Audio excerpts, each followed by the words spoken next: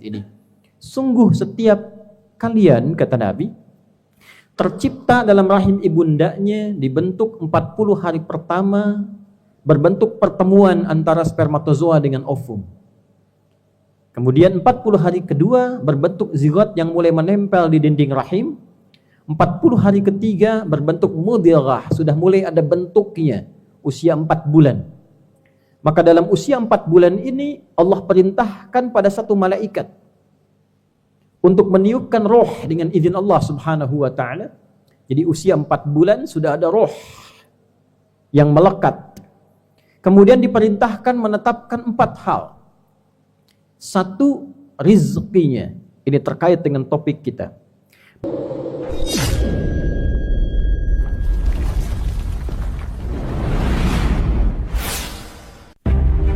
Hadirin, di antara keberkahan yang Allah berikan pada kita, sekaligus dengan keberkahan itu Allah mendesain untuk memberikan kemudahan bagi kita menjalani kehidupan di dunia, dan juga memberikan kelancaran untuk menjalankan sebagai fungsi khalifah dan ibadallah di muka bumi ini.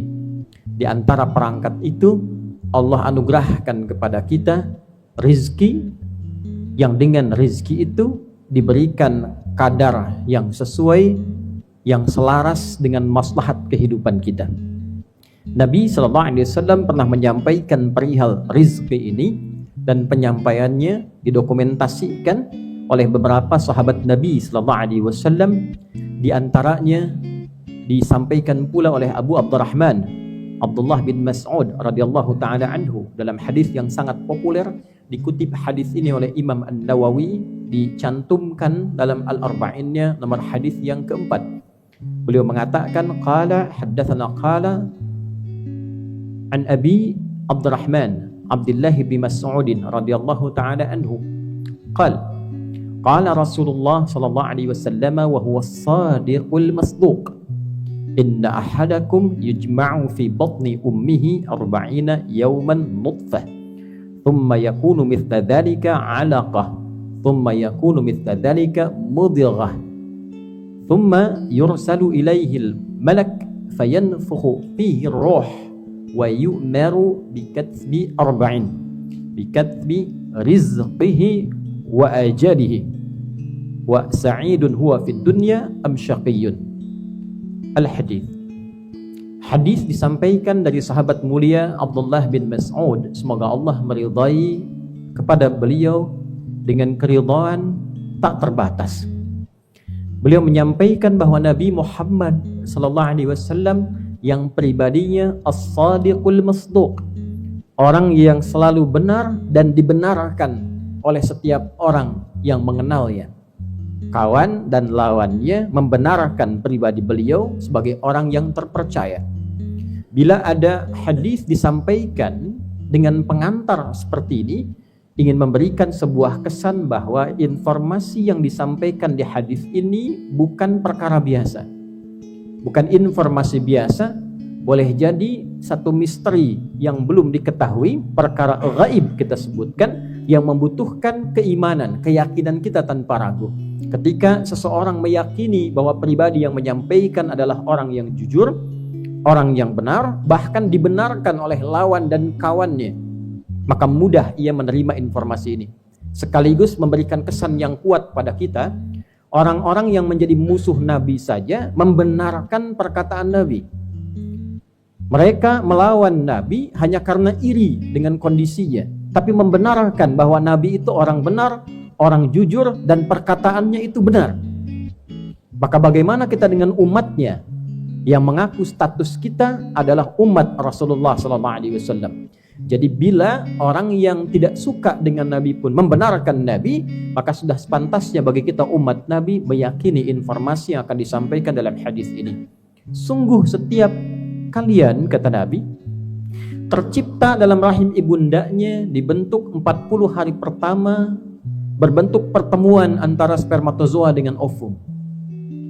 Kemudian 40 hari kedua berbentuk zigot yang mulai menempel di dinding rahim. 40 hari ketiga berbentuk mudghah, sudah mulai ada bentuknya, usia 4 bulan. Maka dalam usia 4 bulan ini Allah perintahkan pada satu malaikat untuk meniupkan roh dengan izin Allah Subhanahu wa ta'ala. Jadi usia 4 bulan sudah ada roh yang melekat. Kemudian diperintahkan menetapkan 4 hal. Satu, rizkinya. Ini terkait dengan topik kita. Beriringan dengan rizki ada ajalnya. Yang ketiga, terkait sistem kehidupan, kebahagiaan yang diraih. Atau yang keempat juga, kegelisahan, kesedihan, kesulitan yang dialami. Apakah bahagia atau nestapa? Dibuat sistem yang dengan sistem ini diterangkan kepada kita. Jika ingin bahagia, demikian jalurnya. Jika ingin nestapa, demikian jalurnya. Hadirin, yang 3 kita simpan, yang 1 kita urai sesuai dengan topik khutbah kita kali ini. Jadi ketika seseorang sudah ditiupkan roh tercipta 4 bulan dalam kandungan ibundanya, Allah sudah memerintahkan kepada malaikat untuk menuliskan kuota rizkinya.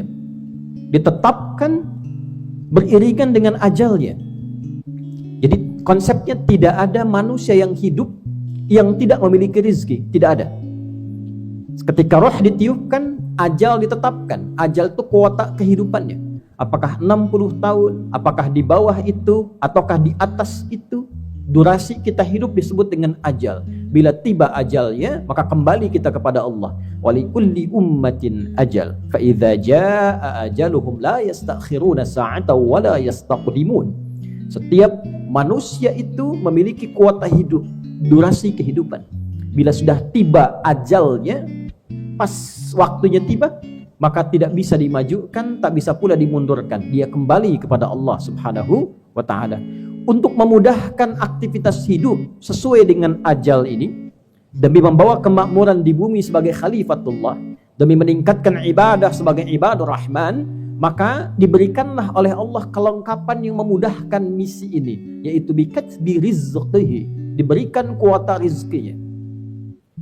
Dirahasiakan kuantitas kuota ini, jumlah rizkinya ini, agar bisa menstimulus ia dalam membangun kehidupan yang kuat dan kokoh. Maka dibentuklah kemudian rizki ini dengan 3 tampilan. Ada 3 jenis rizki yang kemudian Allah tampilkan untuk mendukung kehidupan kita di muka bumi ini. Dan dengan 3 inilah kemudian dijadikan diri kita kuat, potensi kita meningkat. Dan dengan peningkatan potensi dan nilai itu, kita lebih mudah menjalankan misi sebagai khalifatullah dan ibadullah di muka bumi ini. Hadirin, yang pertama, ada yang disebut dengan rizki pokok, rizki standar, yang semua makhluk ketika hidup mendapati itu. Kita temukan misalnya di surat Hud, surah ke-11 di ayat yang ke-6 itu. Wa ma min dabbatin fil ardi illa 'ala Allahi rizquha wa ya'lamu mustaqarraha wa mustawda'aha. Sungguh jangankan manusia, hewan melata pun, yang merayap pun, itu telah Allah berikan rizki standarnya. Allah yang menyimpannya, Allah yang mengungkapnya. Dan sudah dituliskan rizki standar ini dalam kitab yang mulia, kitab yang nyata, kitabim mubin. Hadirin, oksigen ini rizki standar. Tidak perlu kita cari uang untuk menghirup oksigen, kecuali dalam kondisi nanti yang khusus pada aspek yang kedua. Rizki standar, berkehidupan, mendapatkan ketentraman, mendapatkan kenyamanan. Sistem diberlakukan kepada kehidupan hewan misalnya. Bagaimana burung terbang, berangkat, kemudian pulang bisa mendapatkan rizkinya. Bagaimana cicak yang merayap, rizkinya nyamuk yang terbang. Tapi Allah membuat sistem supaya cicak itu tidak kelaparan. Ini yang dimaksud dengan rizki standar. Jadi kita tidak mencari pun, kita masih bisa menghirup oksigen dalam kehidupan kita. Rizki. Hadirin, ada yang kedua dengan cepat. Ada namanya rizki bil kasbi. Rizki yang didesain oleh Allah dengan sistem di kehidupan, sunnatullah fil kaun ini, yang didapatkan dengan cara berusaha untuk mencari, berikhtiar. Yang dengan mencari ini, di antara hikmahnya, filosofinya adalah untuk menguatkan semua potensi keunggulan yang ada pada diri manusia supaya itu keluar. Kita mau makan, tidak mungkin tiba-tiba kita berpikir ingin makan, makanan ada dengan sendirinya, mustahil. Terbayang ayam, daging ayam langsung ada, mustahil. Terbayang sate kambing, tiba-tiba langsung ada, mustahil. Mesti diraih dengan ikhtiar kita, usaha kita untuk menjemputnya. Ini yang dimaksud contoh Al-Quran surah kedua Al-Baqarah dari ayat 168 itu. Ya ayyuhan nasu kulu mimma fil ardi halalan thayyiban. Hai semua manusia, silahkan bekerja, berusaha, beraktivitas. Minimal usaha ini menjadi alat untuk engkau bisa mendapatkan rizki kebutuhan makanmu. Silahkan bertebaran di muka bumi. Allah desain supaya apa? Dengan mencari itu kita paksa tubuh kita kuat. Kaki dipaksa untuk berjalan, otak dipaksa untuk berpikir. Semakin dipaksa otaknya berpikir, ilmunya ditambah, semakin pintar dia. Semakin pintar, rizkinya semakin mudah ditemukan. Maka ada yang bekerja dengan mengandalkan fisiknya saja. Tapi kalau fisiknya tak kuat, mustahil mendapatkan rezekinya. Ada yang bekerja dengan menambah ilmunya. Dia sekolah, lulus SMP, SMA, masuk kuliah. Dia belajar. Untuk apa? Sebagian mengatakan supaya dapat pekerjaan. Untuk apa pekerjaan itu? Supaya mendapat rezeki. Jadi Allah desain bagian yang kedua ini. Ada rezeki yang diupayakan kita mendapatinya dengan cara mencarinya, dengan cara bekerja. Apa hikmah di balik tuntutan bekerja ini? Padahal mudah bagi Allah ketika kita minta, mungkin diberikan. Apa tujuan dari ini semua? Sekali lagi, untuk melatih semua instrumen di tubuh kita, alat-alat organ tubuh kita, baik secara fisik pun demikian intelektual, supaya keluar semua potensi keunggulan manusia itu dan menjadi lebih berkualitas, lebih baik dibandingkan sebelum dia mengaktifkan kemampuan itu semua. Maka hadirin, ketika ayatnya berkata ya ayyuhan nas, hai semua manusia, maka hukumnya berlaku universal, general, umum. Tidak mengenal iman di sini.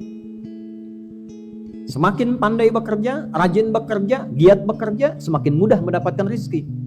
Jadi pada rezeki yang kedua ini, Anda jangan bertanya begini, kenapa dia non-muslim tapi kaya? Kenapa dia tidak sholat, tidak beriman, tapi dia mudah makannya? Coba lihat, bagaimana etos kerjanya, disiplinnya, semangatnya. Dia tidak beriman, tapi memaksa dirinya, mengaktifkan sistem untuk menjemput rezeki yang kedua ini. Allah desain siapa yang giat, dia dapat. Siapa yang rajin, dia dapati. Siapa yang semangat, dia dapat. Maka jika ingin mendapatkan rezeki yang kedua itu, apapun bentuknya, mesti semangat. Rezeki itu umum. Semua yang bisa mendukung kita nyaman dalam berkehidupan itu rezeki.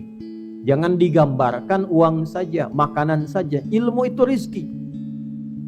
Jadi kalau para siswa, para murid, penuntut ilmu, serius belajarnya, rajin belajarnya, giat belajarnya, dapat ilmunya, dapat rezekinya. Pun demikian, anak itu rezeki.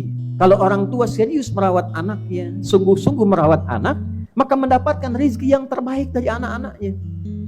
Orang tua juga rezeki. Kalau anak serius merawat orang tuanya, berbakti pada orang tuanya, ridha Allah diturunkan lewat ridha orang tuanya, turun rezeki.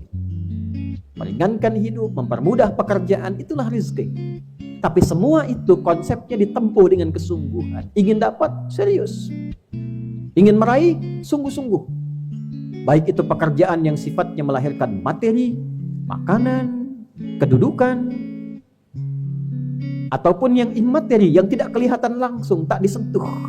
Kebahagiaan, pengetahuan, kedamaian, serius, sungguh-sungguh.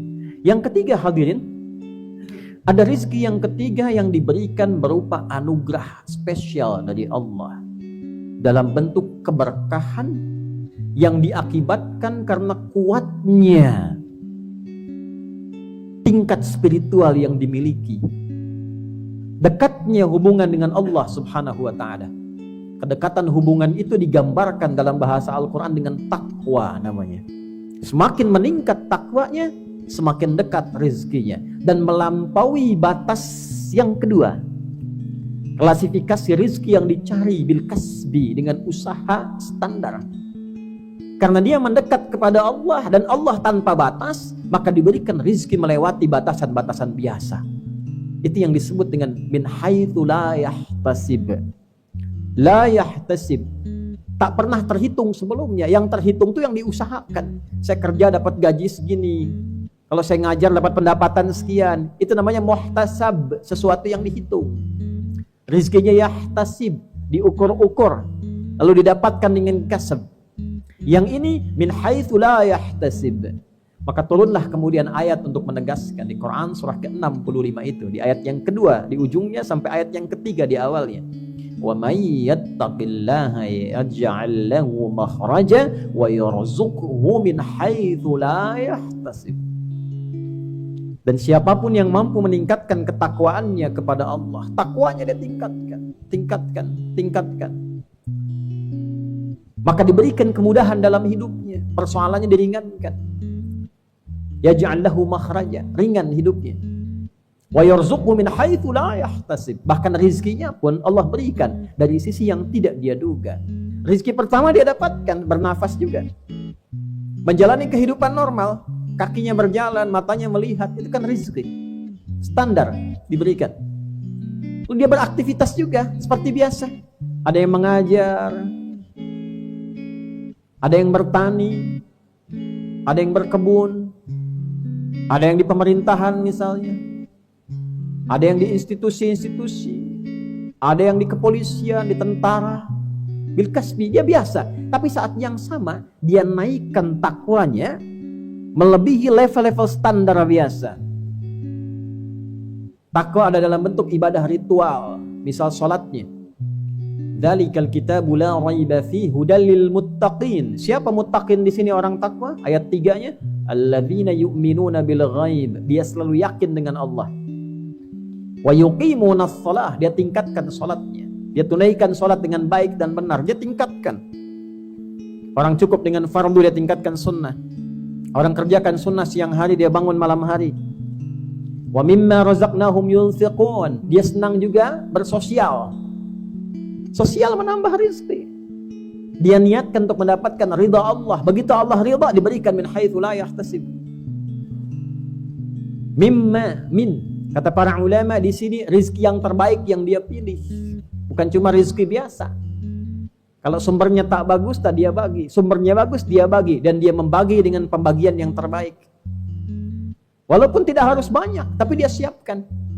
Punya makanan mungkin dia bagi 2. Punya kurma 2, dia bagi 1-1. Bekal ke sekolah, anak-anak diajarkan. Bawa bekal dibagi dengan teman. Itu Allah berikan rezeki tambahan.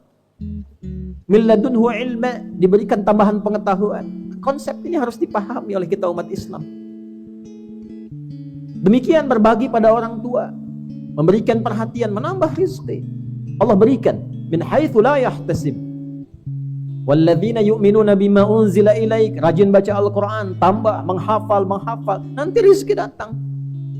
Betapa banyak anak-anak diberangkatkan haji, umrah, dapat hadiah karena hafalan Qur'annya. Padahal dia belum mampu mencari rezeki yang standar, yang kedua, bil kasbi. Tapi ada orang tua yang bahkan nabung untuk haji puluhan tahun, hajinya karena anaknya, karena ketakwaan yang dibangun di dalamnya. Oleh karena itu orang tua yang menginvestasikan anaknya bersekolah, cari sekolah yang mendekatkan dia dengan Allah. Ketika anak dari kecil kenal Allah, Allah turunkan kelebihan, kemewahan, keistimewaan rezeki yang tidak ditemukan pada level 1 dan level 2. Ini yang kemudian dicontohkan di Al-Quran, rezeki yang diberikan pada Maryam, Sayyidah Maryam alaihassalam. Diberikan kelengkapannya, kenikmatannya, kekhususannya, sampai pamannya mengonfirmasi, ya Maryamu anna laki hadha. Qalat, perhatikan kalimatnya, huwa min indillah, innallaha yarzuqu man yasha' bighairi hisab.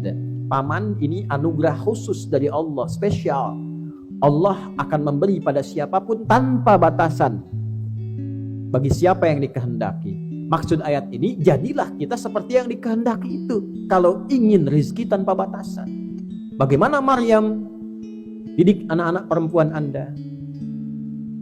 Bagaimana Maryam mendekat kepada Allah? Bagaimana ibadahnya, ketakwaannya, dan seterusnya. Untuk yang pria banyak sekali contohnya. Dari mulai orang biasa, Imran misalnya, ayahnya Maryam, Luqman misalnya, atau masuk ke level Nabi misalnya, ada Nabi Yahya alaihissalam, dan Nabi-Nabi yang lainnya. Puncaknya ikuti apa yang dituntunkan Rasulullah, Nabi kita mulia Nabi Muhammad sallallahu alaihi wasallam. Maka hadirin, jika hari ini tidak sedikit orang mengeluh tentang rizki, tidak sedikit orang merenungkan tentang rizki kaitan dengan dunia, ada yang merasa kesulitan, ada yang merasa tekanan dan sebagainya, maka coba dicek dulu yang mana di antara rizki yang sedang dikeluhkan ini. Yang pertama, dicek. Mungkin kita kurang mensyukuri organ tubuh kita digunakan pada perangkat yang salah, dengan cara yang salah. Oleh karena itu rizki standar pun sulit mendapatinya. Alih-alih dipakai taat, tubuh dipakai maksiat. Mulai tidak nyaman, nafas tidak enak, dipakai maksiat. Untuk mendapatkan yang standar pun terasa gak nikmat. Tidur itu nikmat, karena banyak maksiat, dunia berlebihan, jadi gak nikmat. Atau rizki yang kedua, nyari kemana-mana susah, ini susah, itu susah. Coba dicek, dievaluasi strateginya, mitigasinya. Kalau dengan itu belum, mungkin Allah menginginkan kita mendapatkan rizki yang ketiga. Allah menginginkan kita lebih dekat dengan Allah subhanahu wa ta'ala. Mungkin selama ini jauh, ngajinya jarang, sholatnya sering ditinggal. Ingat Allah kalau sedang sulit saja, sudah dimudahkan lupa lagi, ditahan oleh Allah dulu rizki yang keduanya. Jangan dapatkan lewat itu. Engkau naik kelas dulu pada rizki yang ketiga. Ayo dekati aku dulu, hijrah dulu, dekati Allah dulu. Nah, ketika ditinggalkan rizki yang kedua, mendekati Allah, konsekuensinya hal-hal yang tidak baik akan hilang. Kebiasaan akan berubah. Karena kita sedang membentuk pribadi, mendekati Allah dan naik tingkat ke level yang lebih tinggi. Maka jika itu menjadi pilihan, jangan mengeluh. Lakukan semua apa yang kita kerjakan sesuai tujuan kita, yaitu kerjakan karena Allah subhanahu wa ta'ala. Karena syarat rizki yang ketiga pun melekat iman dan takwa di dalamnya, bukan dunia. Jadi kalau ingin dapat rizki yang ketiga tapi ngejarnya dunia, tidak akan dapat. Saya tahajud hanya untuk pintar, saya nambah baca Quran supaya lulus ujian, saya sedekah supaya kerjaannya mudah, proyeknya dapat. Sedekah saja, dan biarkan takdir Allah mengantarkan kita pada yang terbaik yang akan kita dapatkan. Sholat tahajud saja lillah. Kerjakan tahajud, silahkan mau doa apapun, tapi tahajudnya lakukan dengan niat kita mendapatkan ridha Allah subhanahu wa ta'ala. Itu kata kuncinya. Seringkali ingin mendapatkan rezeki yang ketiga, tapi dunia masih di bawah-bawah. Ini yang harus diperbaiki. Salah sepenuhnya? Tidak. Tapi aturan yang terkait dengan rezeki yang ketiga tidak boleh kita langgar. Jadi mulai hari ini kalau ingin mendekati Allah, lakukan semua karena Allah. Pamrih hilangkan, bersihkan, menghilangkan pamrih agar semua tertuju pada Allah, disebut ikhlas namanya. Maka turunlah Quran surah Al-Ikhlas. Qul huwallahu ahad, Allahus samad. Hanya bergantung pada Allah saja, semua untuk Allah saja, dan biarkan Allah menggerakkan sistem kehidupan yang telah Allah tetapkan, yang mengantarkan kita pada kebaikan yang kita dambakan. Semoga dengan pengingat di Jumat ini kita semakin yakin dengan kekuasaan Allah, semakin bertawakal kepadanya, tetap semangat dalam menjalani ikhtiar. Dihadapkan pada keadaan apapun, tunjukkan bahwa kita hamba yang terbaik yang bisa mengatasi solusi. Jika penyebabnya maksiat, tinggalkan maksiatnya. Jika maksiatnya kolektif dilakukan oleh segelintir orang, doakan minimal mereka.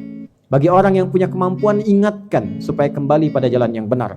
Dan kita sebagai pribadi, mulai dengan pribadi masing-masing, berpikir yang positif, melakukan tindakan yang produktif, dan perubahan itu hanya dimulai pada diri sendiri untuk menghasilkan perubahan besar dalam kehidupan kita.